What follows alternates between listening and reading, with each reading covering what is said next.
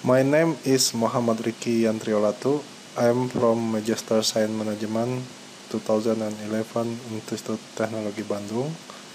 I will present my paper with the title Predicting Stock Return Using Fundamental Ratio Evident in Stock LQ45 Bursa Efek Indonesia. The people on capital market know that the predictability of profit per share is considered important for the investor decision and shareholders in different companies. If the shareholder or investor were able to predict the profit per share for companies, this indicated they will be able to make good investing decisions. Many research studies documented the predictability of stock return based on various predictors. Among various predictors, the rule of financial ratio are most important, such as some main studies found that the book-to-market ratio or BM and dividend yield or DY can strongly predict stock return. In this paper, the research question is, are the five financial ratio, namely book-to-market ratio or BM, dividend yield or DY, price-to-earning ratio or EY, debt-equity ratio or DER, and return on asset or ROA have relationship with stock return. The method that is used for the model is multiple linear regression. For that, I define the variable independent and variable dependent. Variable independent consists of dividend yield or DY. The DY has the predictive power on stock returns, as the relationship between DY and return are developed by the applying pattern. It calculated by dividing the dividend per share by market price per share. Second is price-earning ratio or EY. EY, more than 70 years ago, stock price evaluated based on the price-to-earning ratio as the standard method of that era. It calculated by dividing the market price per share by earning per share. The third variable independent is book-to-market ratio. Book-market ratio is motivated by the finding who indicate the ability of the book-market ratio to explain variation in stock return. It calculated by dividing the market price per share by book value per share. The fourth variable independent is debt-to-equity ratio or DER. DER is the ratio of debt to equity is owned by the company. DER is defined from the total debt divided by total equity. The fifth variable independent is return on asset or ROA. Return on asset is the ratio used to measure the effectiveness of the company in generating profit by utilizing its assets. ROA is defined from the net profit after tax divided by total asset. For the dependent variable, it is the rate of return. It calculated from capital gain or loss plus dividend yield. Capital gain or loss is calculated by dividing the current price at the end of each month or PT by the current price at the end of last month, PT minus 1. I have 6 hypotheses in this research. Namely, hypothesis 1, there is no relationship between stock return in the period T and DY in the period T-1.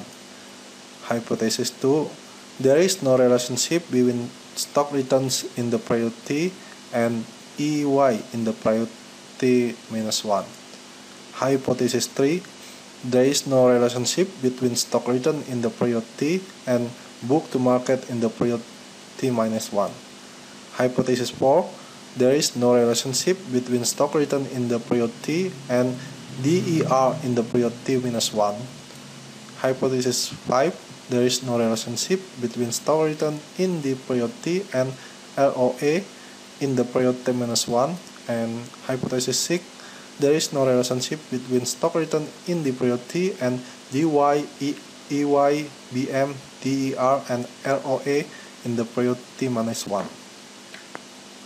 Methodology.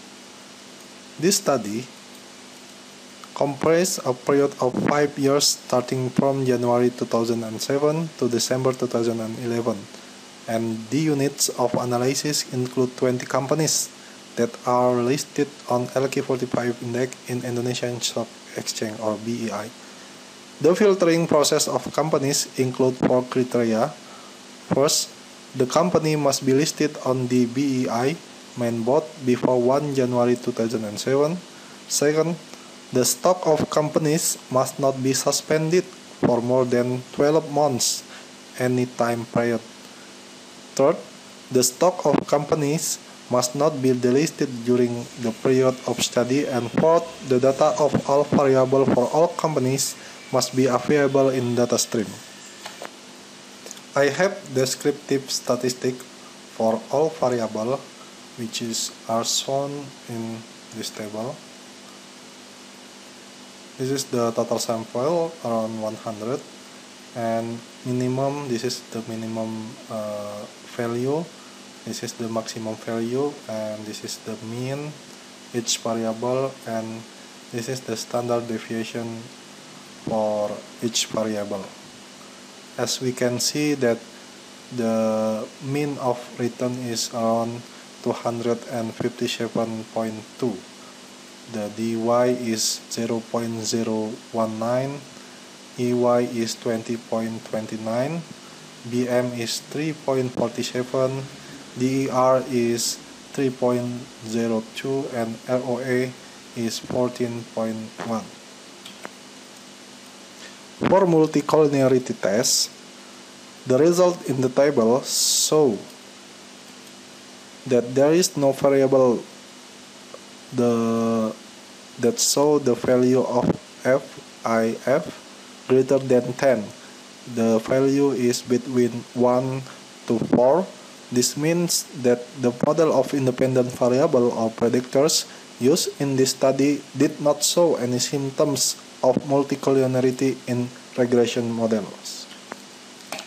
For multiple regression analysis, this is used to test the above hypothesis, and we use the model as follows. R equal to beta plus beta 1 dy plus beta 2 EY plus beta 3 BM for beta 4 DER plus beta 5 ROA plus A. This is for return. This is constant. B1, B2, B3, B4, and B5 is the regression coefficient of each independent variable. dy is dividend yield, EY is price earning ratio, BM is book to market, DER is debt to equity ratio, ROA is return on asset, and this is error. This is the multiple regression analysis, and from the table we can get that the coefficient for B1 is 0.27, B2 is minus 0.028, B3 is 0.833, B4 is minus 0.073, and for B5 is minus 0.11. dy and BM have positive correlation with return, while the others have negative correlation. So in this table we can get the analysis that the dy and BM their variable have positive correlation with the return, while the others EY, DER, and ROA have negative correlations. For hypothesis testing, the result displayed the amount of adjusted R square is 0.91. It is meaning that 191% return variation can be explained by the variation of the 5 independent variables dy, EY, BM, DER, and ROA, while the remaining 9% is explained by factors outside the models. The null hypothesis for H1, this one for DY, and H3, this is for BM, have been rejected. So, there are significant relationship between future stock return and dividend yield or DY, and between future stock return and book to market ratio or BM. We can see this is from the significant. This is below 0.05, the two variable. For the other variable, there is a EY, DER, and ROA. We can see from the significant all of more than 0.05. So it means that for the other variable EY, DER, and ROA has been accepted null hypothesis at the 5% significant level, and it means that there are no relationship between future stock return and price earning ratio, debt equity ratio, and return on asset.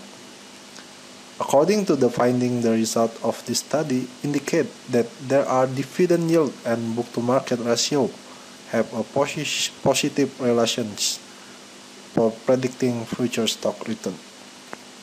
And for the conclusion, based on the analysis and discussion, can be concluded that the dividend yield and market to book ratio are positive and significant effect on stock return. And also, based on research that has been done in taking the decision to invest in blue chip stock or in LQ45, dividend yield and market to book ratio can help investors to determine which stocks will be selected to make the right investment, considering the condition and prospect of the company in the future in improving portfolio. That is my presentation, and thank you for your attention.